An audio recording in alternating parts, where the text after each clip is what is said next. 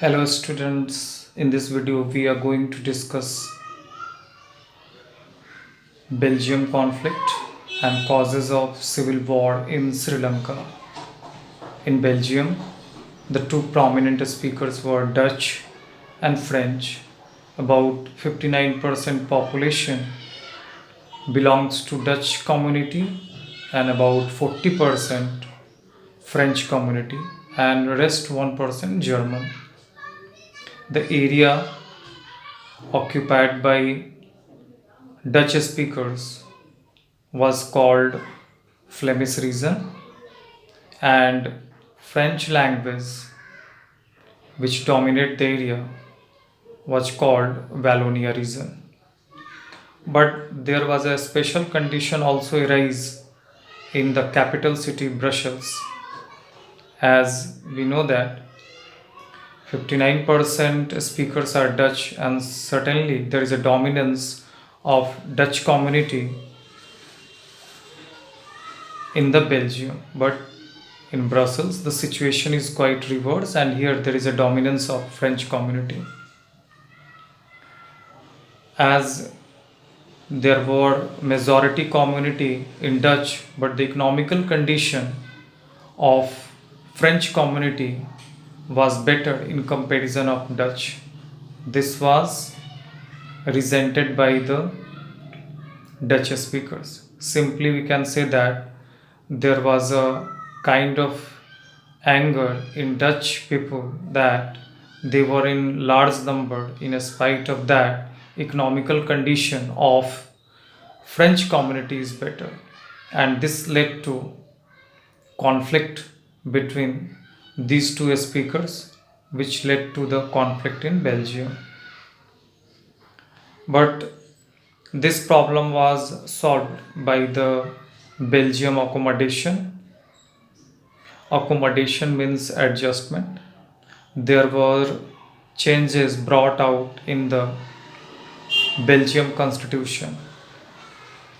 Here are the some provisions by which the problem was sorted out. First, in the central government, Dutch minister and French minister were kept in equal number. Number two, in Brussels, number of Dutch minister and French minister were kept equal. State government was given more power, and a community government was formed in order to solve the problem related to language and religion. And we come on the topic civil war in Sri Lanka. Here there are mainly two speakers. First, Sinalas, and second, Tamil. The majority community is Sinalas, and there is a dominance of Sinalas community in Sri Lanka. Here the government followed the majoritarian policy. Majoritarian is a kind of a policy in which government favors the majority community. The government brought the rule under which Buddhism was made the state religion. This means that government told that only Buddhist religion will be protected. Number two, in university and in schools and colleges, Sinalas were given preferences, and Tamil people were neglected. Now, there was a resentment created in the Tamil people. Simply, we can say that the anger created in Tamil people. They felt alienated. They thought that government is making discrimination on the basis of language and race. So they demanded for another country, and this led to conflict between Sinalas and Tamil community. This led to civil war. Here important thing is that Tamil has also two subgroups, Indian Tamils and Sri Lankan Tamils. If you make the parallel between these two conflicts, you can find that in Belgium, power was shared between the two groups, that is, Dutch community and French community. Power was shared, and that's why problem was resolved.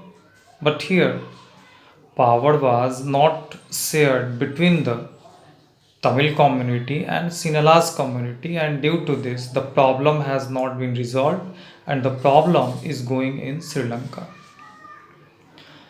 Now we come on the next topic. Why power share is desirable? Power share is desirable due to the following two reasons. First, moral cause.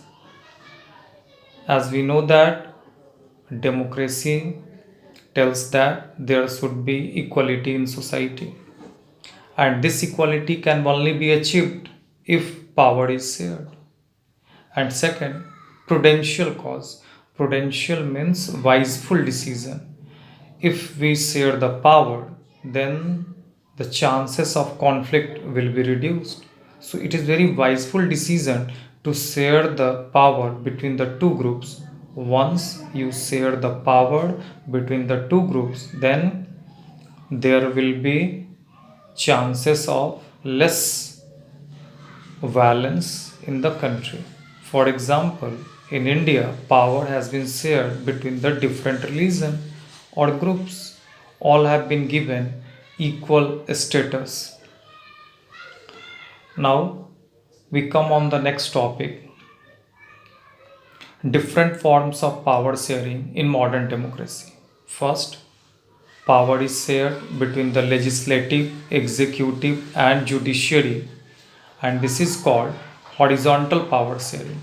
We call it horizontal power sharing because power has been equally distributed. If there is a problem arises in legislative, judiciary, or executive, one organ checks and balance, and this is called checks and balances. Suppose a law was made and we think that the law is harmful for society, then we have the chances to file a case against this law. Judiciary can rectify this mistake. And suppose that if the judiciary do a wrong thing, then the situation can be handled through the parliamentary laws. So, first, power is shared between the legislative, executive, and judiciary. This is called horizontal power sharing. Second, power is shared between the central government, state government, and local bodies. Here, power has not been equally distributed. More powerful is central government, then state government, then local bodies, and this is called vertical power of sharing. In third, there is a formation of community government. For example, in Belgium, a community government was formed in order to solve the problems related to religion and language. Power is also shared between the political parties and pressure group. Power is also shared between the different religious institutions, languages, and so on. In the next video, we come with the other important topics.